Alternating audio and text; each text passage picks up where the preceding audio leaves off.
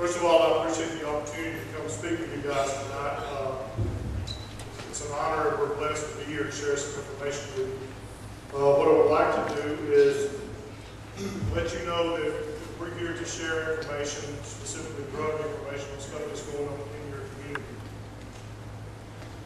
At the Drug Task Force, one thing we noticed years and years ago is the drugs we deal with are usually cyclical. You know, for a while we concentrate on marijuana cases, and then all of a sudden we have to focus on cocaine cases, and then all of a sudden heroin shows up. We have to do something about that, so we're constantly adjusting our strategy toward addressing the drug problem.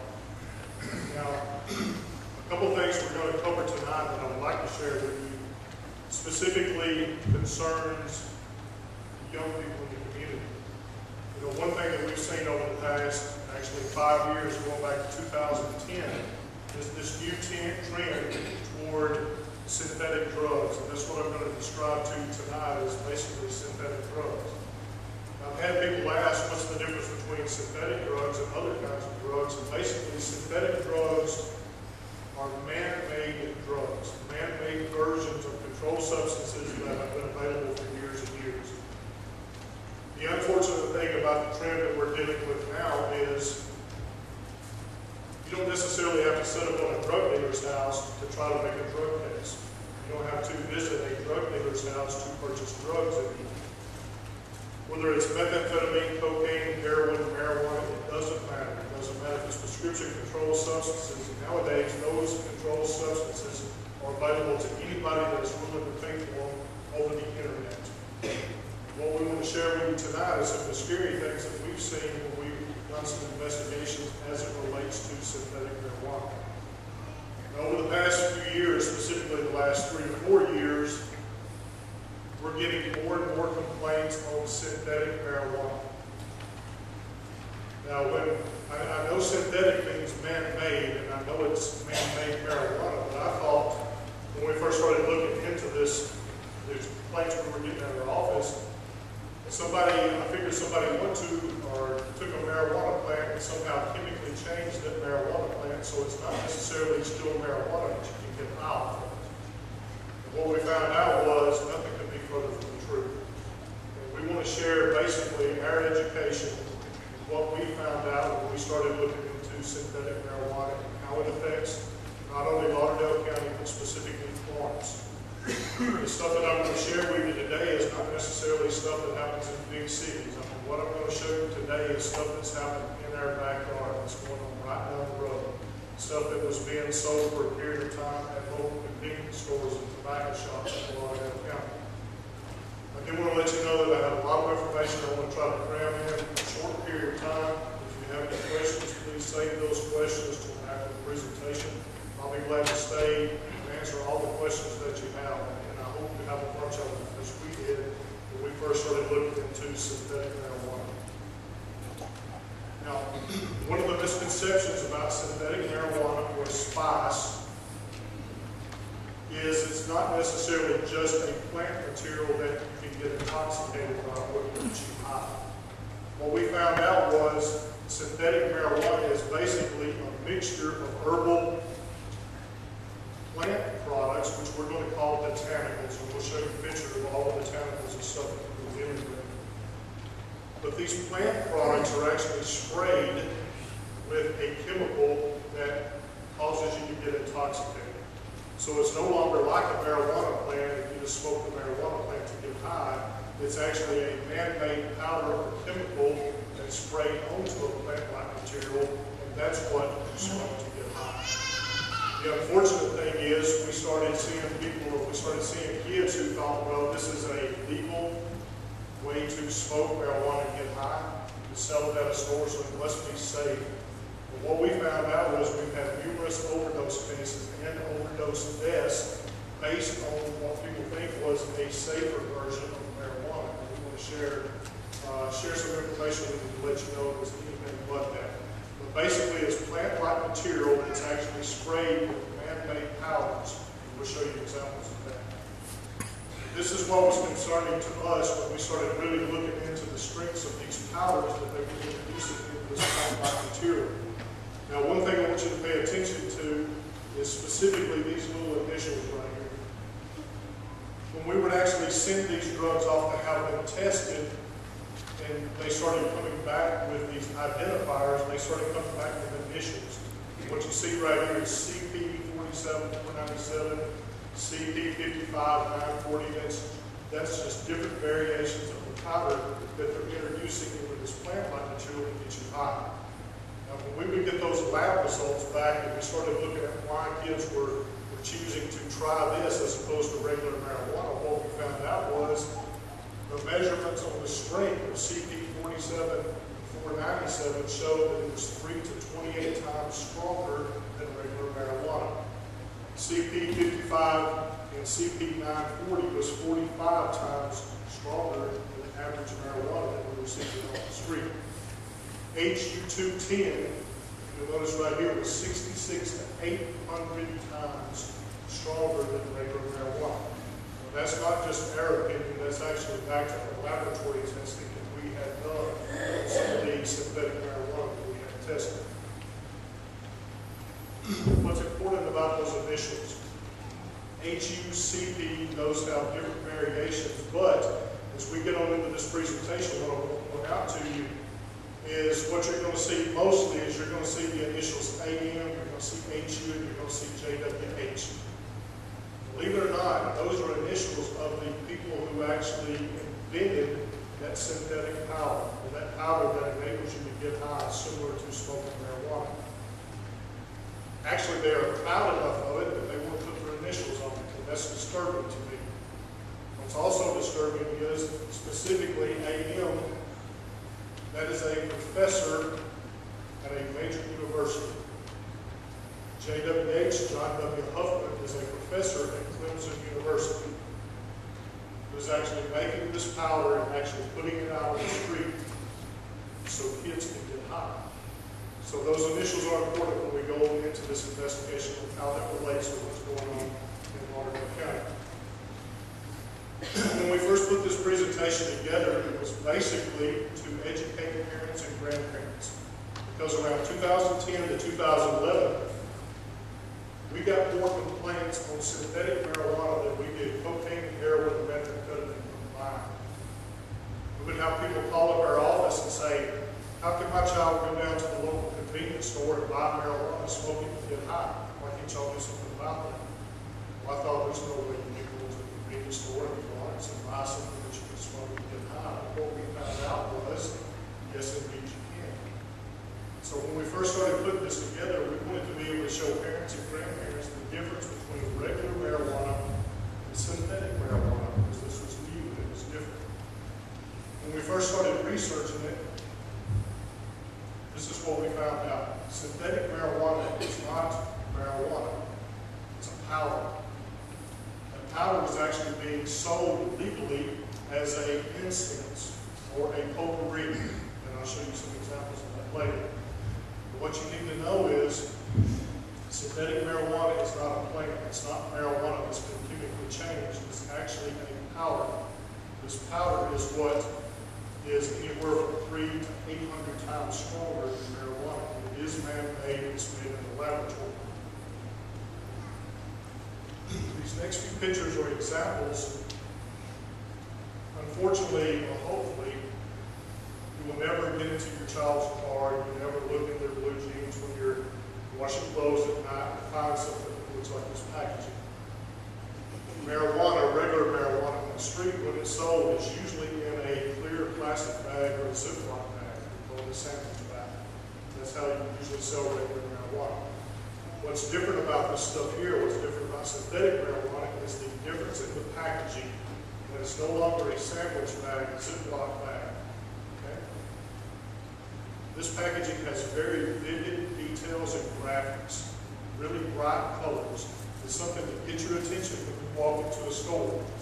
When you walk into a store and there's 40 different brands of synthetic marijuana, the packaging is what's going to draw your attention to it. So that's why they're going to have some really fancy pictures, they're going to have some really bright colors, something that reaches out and grabs your attention, so you will actually buy that brand of synthetic marijuana.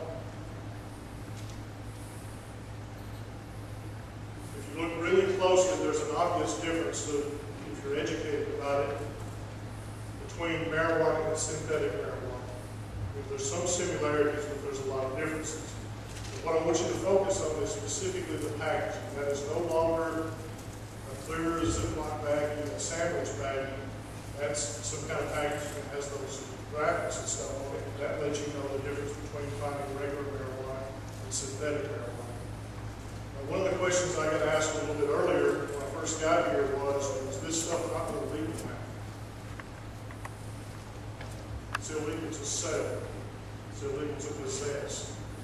When I put this presentation together, I actually went to eBay and I typed in 2 words. I typed in synthetic marijuana. And I couldn't go down to a convenience store and buy that all down there, but I could go on eBay and I could order it and they'll send it to my house. And all that. There have been more overdoses with kids and more overdose deaths since they outlawed synthetic marijuana than we had before they outlawed synthetic marijuana. That's a major concern. So is it outlawed and against the law? Yes, it is. It's still available. It's still stronger. And we still have kids who want to do emergency room. This right here is just examples of some of the packaging. Sometimes it looks a little bit like marijuana, but specifically I want you to focus on just the quality of the packaging, the retail material. Right here you do have kind of a Ziploc type bag, you do have a plastic bag, but this right here is what you need to focus on.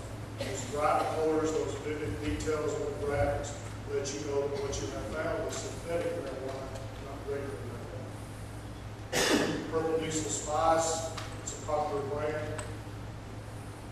One thing we saw back in probably 2013 when we were buying a lot of these packages, we noticed some of the differences in some of the graphics, and we noticed that we were buying a lot of skull and crossbones and we were buying a lot of crosses.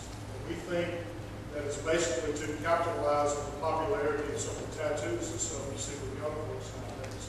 You have a whole lot of crosses and you have a whole lot of stuff like this right here, skull and crossbones. So we think they actually changing the graphics up a little bit to target those type of people so they will buy this package.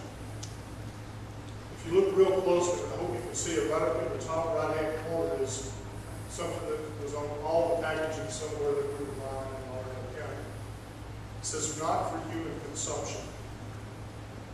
Now, we knew that these people were trying to market this as incense and spice. And I'll show you some examples where they were actually adding flavoring to it,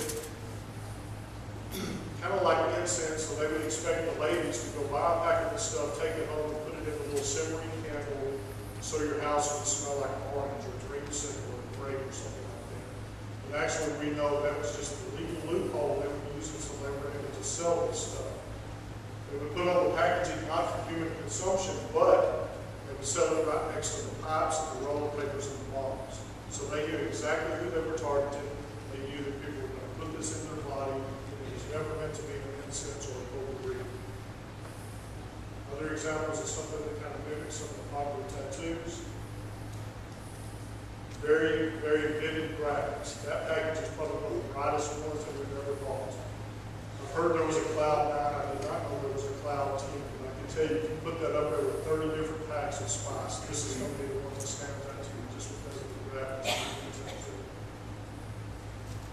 But this package right here probably changed their mentality a whole lot about how we're doing our investigations. This is not for human consumption, and they want you to think that it's incense and potpourri, but I want you to look really closely at that package. If it's incense or potpourri, why does extremely high potency matter? If it's incense or potpourri, why does the skeleton smoking the joint? So that let us know right then that they were actually marketing this stuff to sell for kids to smoke. We actually bought that in Lauderdale County. Oh yeah, not for human consumption. That legal loophole. Mean green, the bright colors, vivid details and stuff on the packaging. But this right here is where we really started taking it personal. We went to a convenience store in Lauderdale. We bought that package. It's synthetic marijuana. Now, is that for 25, 35-year-old ladies who would lie to burn this potpourri and incense in their house? Absolutely not. Who are you targeting?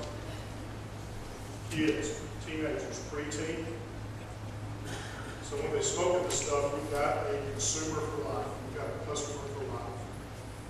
That's when we started really pouring a lot of man hours and a lot of money into this investigation.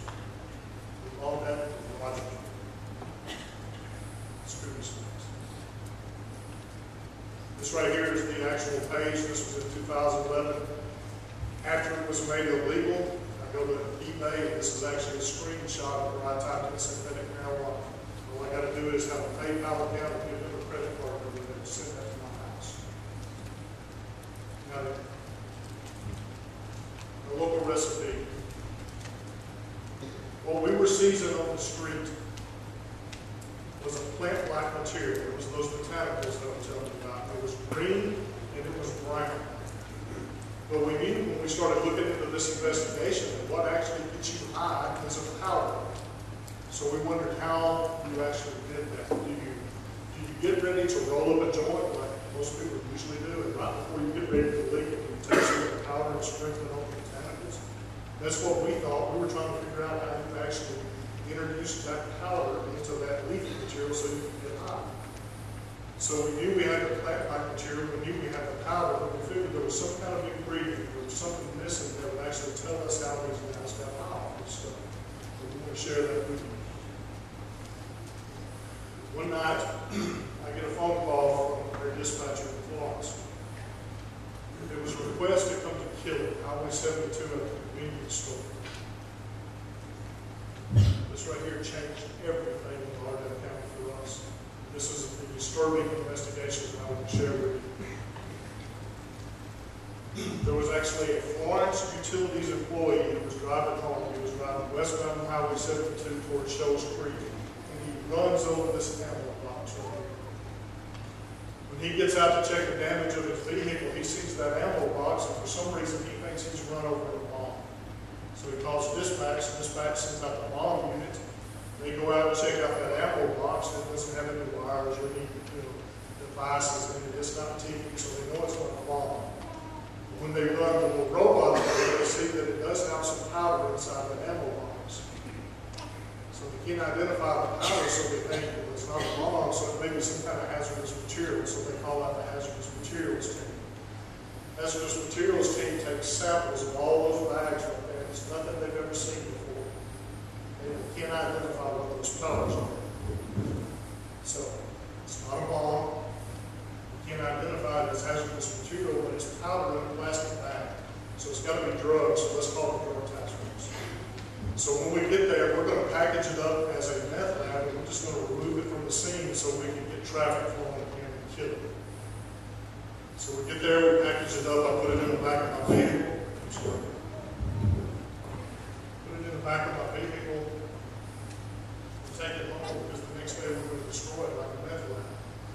Well, about 10 minutes after I get home, I get another call from dispatch that says, Killing Police Department have actually went up the road in Cedar, and they were looking on the side of the road and they found those 3 containers right there. Now, when it was initially run over this ammo box, what was inside that ammo box was those plastic bags right there. Killing Police Department doing the job that they did, went up on the side of the road and actually found those plastic containers right there. Now, if the lights were down a little bit, you could see that we've got like a yellow tint, a white tint, and a pink tint on those plastic bags. When they opened up those plastic containers right there, you've got yellow tint, you've got white tint, and you've got pink tint. So they had a pretty good idea of all those are related. So I go back down to Cedar, and I package those 3 containers up right there, like a meth lab, so we can destroy them the next day. But this was different, because when I shut the back of my vehicle and I turned around, I've got a business owner standing there saying, that's my stuff. Thank you. I appreciate that.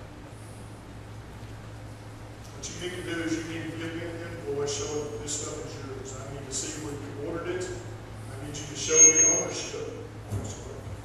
Because I hope at some point we're going to be able to charge you with this. Because we had a pretty good idea that we had something, we just didn't know exactly what we had. So I told him, I said, the next day, there's a fax number, please fax me in an invoice showing that you own this stuff. So the next day I go to the office, we spread this stuff out on the table. That's actually a table inside the drug task force office. Instead of a fax machine spitting me out an invoice, the first time our phone rang, and the next morning, guess who's on the phone? Defense attorney. Now, why is a defense attorney following drug task force? Because you got something to hide. Okay? So instead of packaging this stuff up and destroying it like a meth lab, we're going to hang on to it for a bit. We're going to do an investigation. So when we look at all this stuff, we can't identify it either. Remember, the hazardous materials team can't tell us what's in those plastic bags. We didn't know exactly what we had until we looked at that little container right there. I've got a close-up picture I'll show you in just a second. We've got big old bags of plastic, big old plastic bags of powder that we didn't know what it was. But what you see in the corner there, ladies, is about the size of a little lip balm container. It's about this big around. You know, the lip balm, you can screw the top off of it, you take your finger and you rub it on your lips. That's exactly what you're looking at, that size container. And that container right there, you can't see it very well, but what it says right across the top right there is JWH 250. Now, why is JWH important? This dude's initials, that's professor at Clemson University. We've got a pretty good idea. JWH 250 is synthetic THC powder. Little container right there has some powder in it. So we're thinking that's got to be synthetic THC powder. The rest of the stuff has got to be powder as well. So we're going to put that on hold just for a second. So we know synthetic THC is a powder. We've got some powders here that's identified as synthetic THC. So let's start looking at the rest of the components. What you see here is examples of botanicals. Now shortly after this business owner walks up to us to claim the stuff that we found on the side of the road, we're standing inside his business. We've actually done a search warrant. We took these pictures. I want to share with you what we found inside the business. This right here is 1 pound bags of botanicals. This is called peppermint leaf. That's one of probably 2,000 or 3,000 different kinds of botanicals, which is nothing but brown or green leafy material that you can smoke. That's not what gets you high. That's just the delivery system to what gets you high. What you see here is a whole bunch of different kinds of botanicals. There's a different kind, there's a different kind, there's a different kind. To the left of that green light right there is botanicals. This is not. We'll show you a close-up picture of that in just a second. It's just examples of botanicals. It has a green tint to it, which first picture does, but if you look at this a little bit closer, it has a brown tint. It has a green tint. It's just different examples of botanicals. That's what it looks like, and it's what's similar to marijuana and tobacco that you can actually smoke like a cigarette, that you can introduce that powder to get you high. Just another example of botanicals. That's mullein leaf. Those are big, like 10-pound bags. We've got pound bags, we've got 10-pound bags, we've got 20-pound boxes inside this business. That's a 20-pound box. So basically, we've got somebody who's making their own synthetic marijuana. In 2011, the governor said you can go out and you can seize all this stuff because it's improperly labeled. Not because it was illegal at the time, but because it was improperly labeled. The governor knew that kids were actually taking this stuff and introducing it into the body. They were taking it and smoking it. Anything in the state of Alabama that you can buy at the retail level, whether it's a drink, whether it's food, or whether it's tobacco, has to have a list of ingredients on the label. This did not. So we allowed us to go out and seize all of it. That's how we learned inside this business. I mean, that day, throughout the state of Alabama, drug task forces and the ABC board actually went out to seize all this product throughout the state. That's why we're inside this business.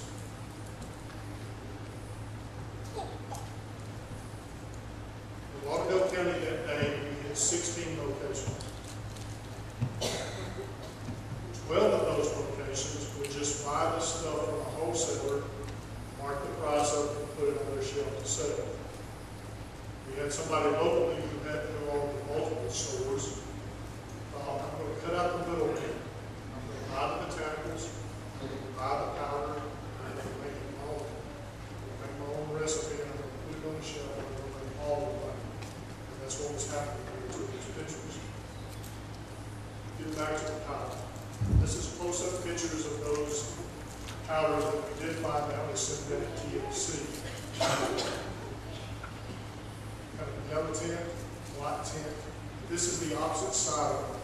The only identifiers on that package right there is AN2201. See that right here. It doesn't have inspected by USDA. It comes through a government building or a government processing plant. All it is just a plastic bag that has an ink pen or a magic marker that tells the date that it was manufactured and what they claim it is. That's important, what they claim it is. We did some research, and AM2201 is indeed a synthetic THC powder. So that's the second kind of synthetic THC powder that was found in this side. Inside one of those plastic containers, that's the only identifying markers, UAM. But when we did our research, that's another kind of synthetic THC powder. And you've got AM2201 and you've got UAM. What's really, really scary about these chemicals is when the state of Alabama says UAM and AM2201 is illegal, Mr. AM, his initials, goes in there and he changes one molecule and he calls it old AM or AM2222. All it does is change the numbers up. So now it's legal for them to sell that in the state of Alabama because it's no longer AM2201. Another container, AM2233. That's the only identifiers on that plastic container. Again, when we did our research, that is a synthetic THC powder. We call this a $64,000 question. It's how do you introduce that powder into that green or brown leaf material so you can smoke it? The reason we call it the $64,000 question is, if you look at the powder sitting on top of that table, you can legally buy that in the United States for $64,000 worth of powder. $60,000 worth of powder found on the side of the road.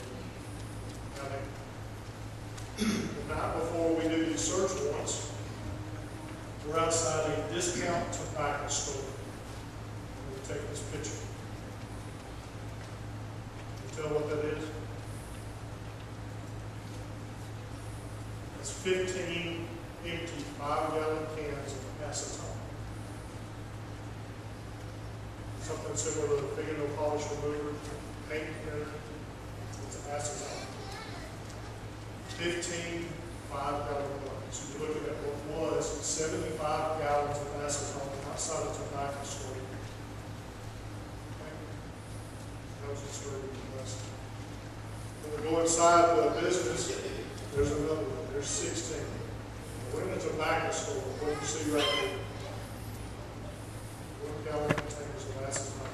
Paint thinner. In a tobacco store. What else you see? It's a little bit darker in the room. What you can see is a whole lot of green and brown leaf material and casserole dishes. There's a big old fan, and there's a drying rack in the back of the store. Oh yeah. 17, 18, 19, 20, 21, 22, 23.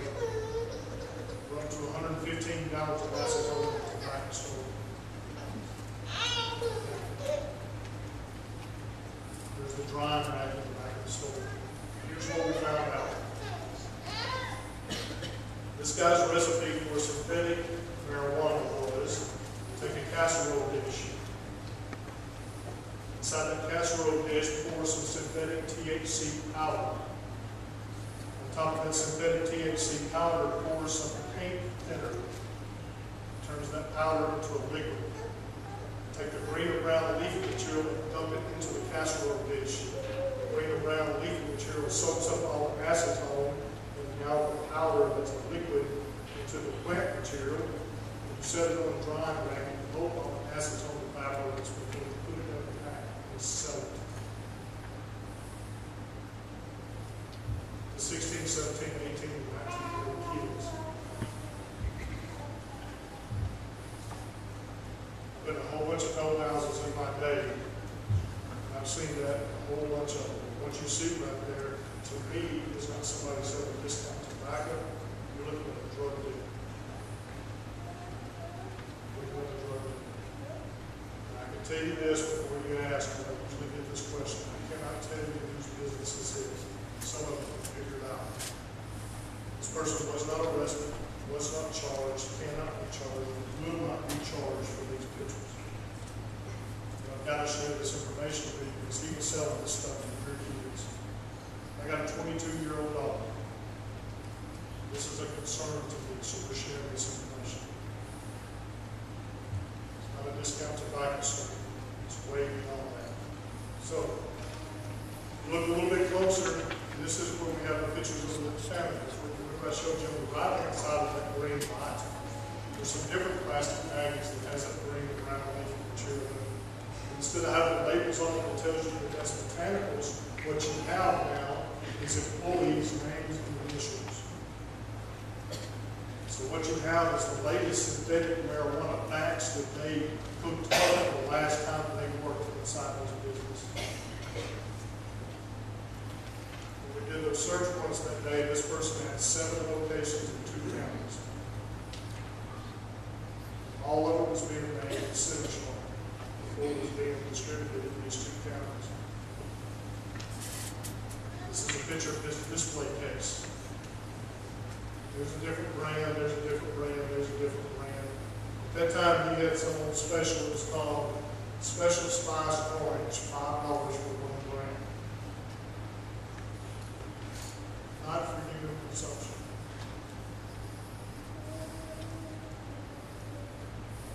Let's go back to this picture. This right here is going to change everything. This is what should be even more of a concern to you. These 2 containers are synthetic THC powder. These bags are synthetic THC powder. This container is not, that container is not. So what is it? We didn't know. It's identified as 5-MeO-D8-LT. We've never heard of 5-MeO-D8-LT before. So we did some investigation on it, and this is what we found out. This is the material safety data sheet for 5-MeO-D8-LT. I've highlighted a sentence and a half here at the bottom. This is what that sentence and a half says. 5-MeO-D8-LT produces psychoactive effects. Psychoactive is the category of drugs for LSD, PCP, and angel dust. What else can it say? Warning, this product is for laboratory research only, not for administration to humans, not for human or veterinary diagnostic and therapeutic use. That warning tells you not to give that power to your dog. It's mixed in with all the synthetic THC powder. So what's the deal? Instead of making a retail package that makes their product stand out compared to everybody else's, this guy thought it was okay to add 1 special ingredient to what kids thought were marijuana. He's mixing something out of the same category as LSD, PCP, and angel dust in with what kids think is a legal version of marijuana. Selling it to kids. That's not something that happened in a big city. That didn't come out of Baltimore, that didn't come out of Birmingham, that didn't come out of Nashville. That came out of Cedar. I live in Cedar, so you do too.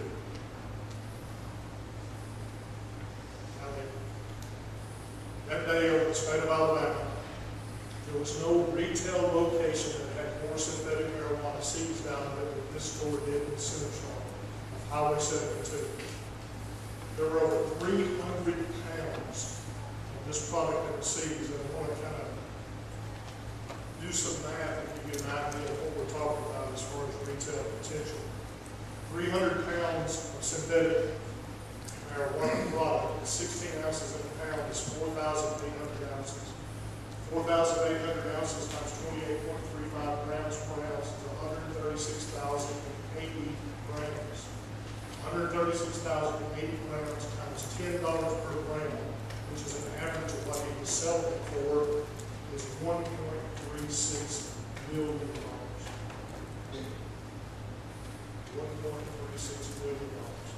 The day we go in to do the search warrant, he has not only had $64,000 worth of powder seized from him, he's bought an additional $60,000 worth of powder to replace what he had lost. $120,000 for powder that is mixing up to sell to kids. Part of that powder is not powdered marijuana, it's powdered angel dust. You want to know why a kid winds up in the emergency room? It's because he thinks he's smoking weed when he's smoking LSD. Young people in the audience, don't trust anybody. You have no idea what they're putting into your body.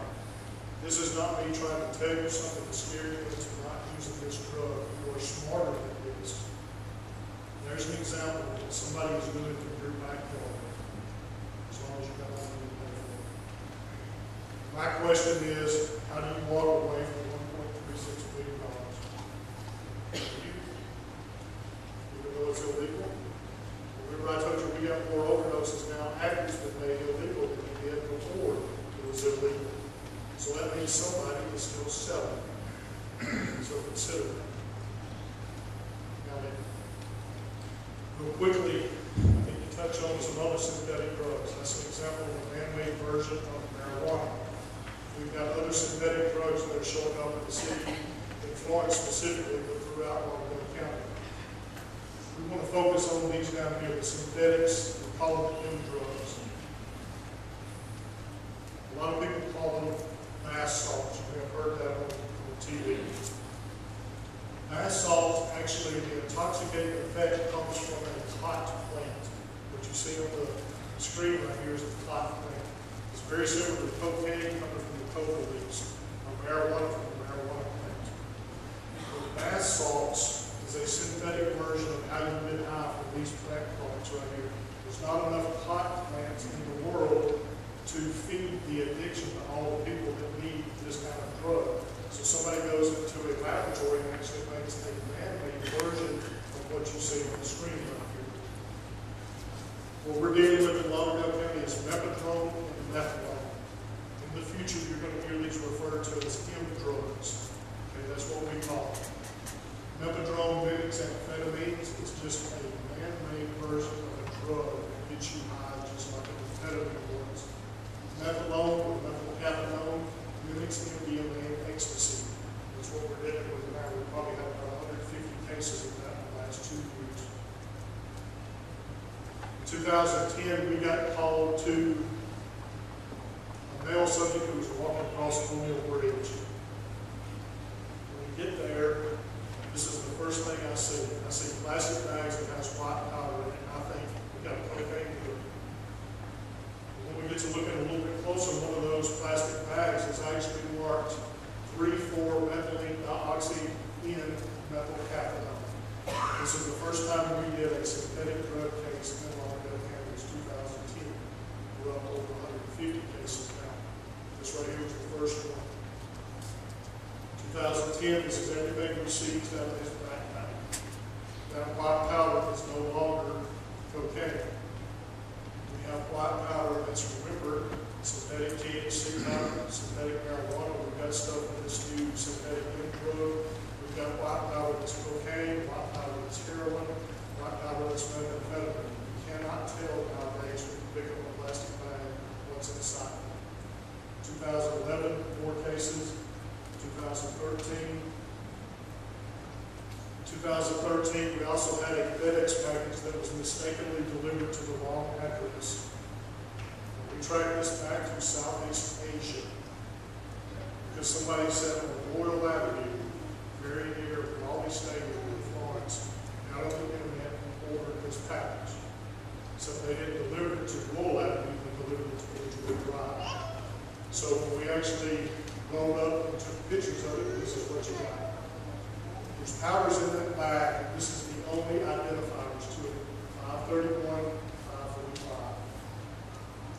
UKB, 531, 545. 538, UKB, and 531.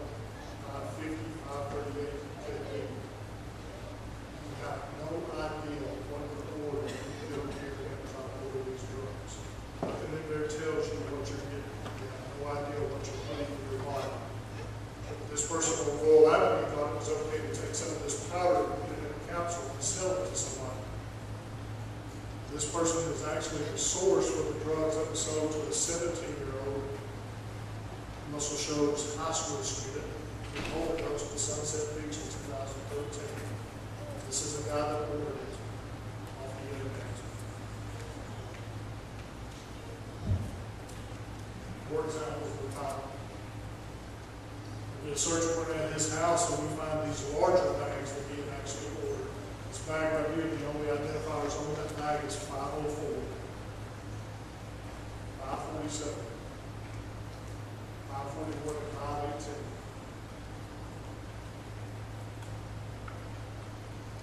Does that look like any other drug you've ever seen before? Any pictures of the drug you've seen on TV? Drugs have changed. This yellow bag right here is what we call moon rocks.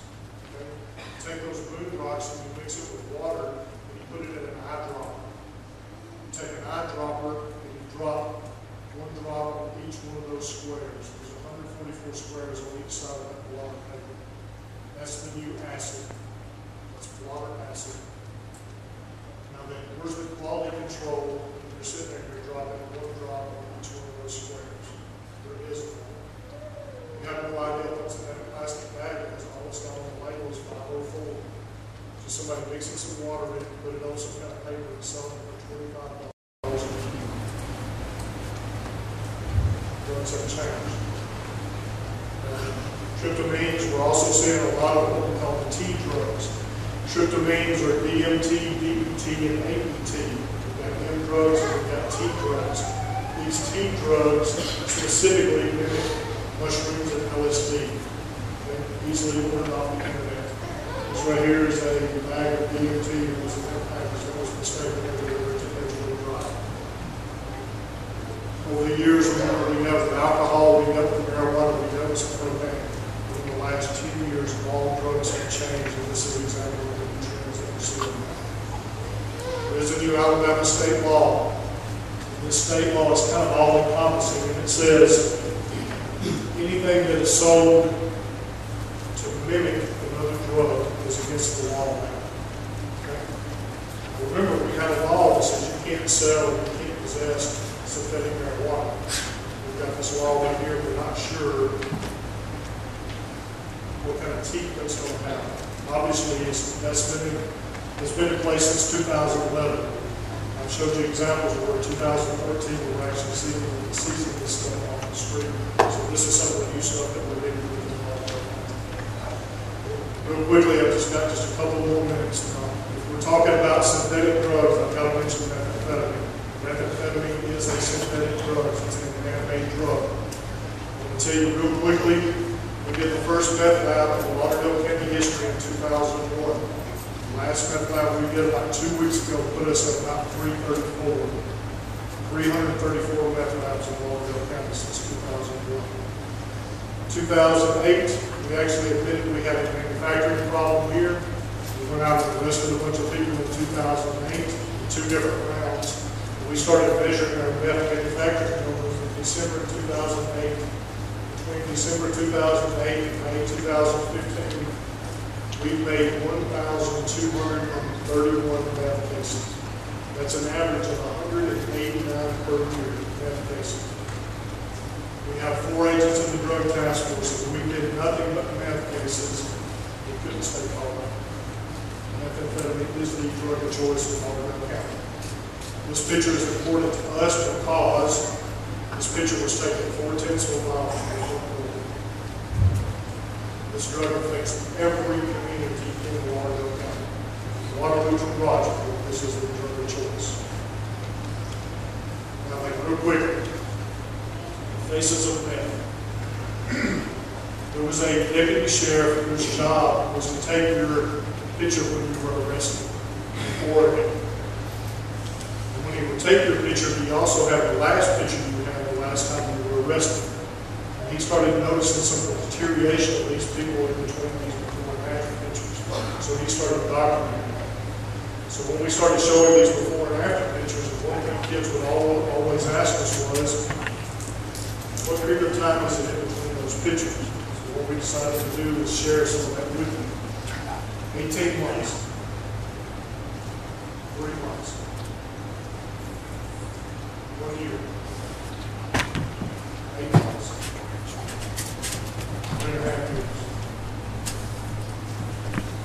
2 years, 5 years. 11 months, 5 months. 2 years, 4.5 years. 11 months, 9 months. A year and a half.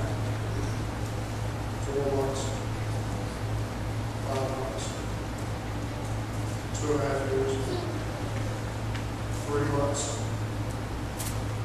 2.5 years, 5 years, 2 months, 4 years and 8 years, 4 months, 2 years, 2 years, 20 months, 10 months, 5 years, 2 months, 4 years, 6 months, 6 months, 5 months, 1 year,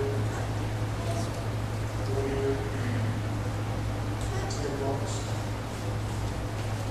7 months. It's poison. Look at the ingredients for methamphetamine. Basically, what they have in common with each other is a strong crossroads. If you put this drug into your body, it eats you up from the inside out. That's why people look like they do. That's all the time that I have tonight. I do want to let you know that if you have a concerned citizens group, if you have Boy Scouts, if you have a retail organization, if you own rental property, we will gladly come out and talk to anybody about any drug. We have presentations like this on any drug you can think of. Please see me after the presentation tonight. If you need some kind of contact information for you, we're glad to come out and talk to you. Anybody that will listen to us and what we have to say about drugs, we're glad to. It don't matter if it's 2 people, or 202 people, or 500 people, whatever we have here tonight. Please let us come out and share some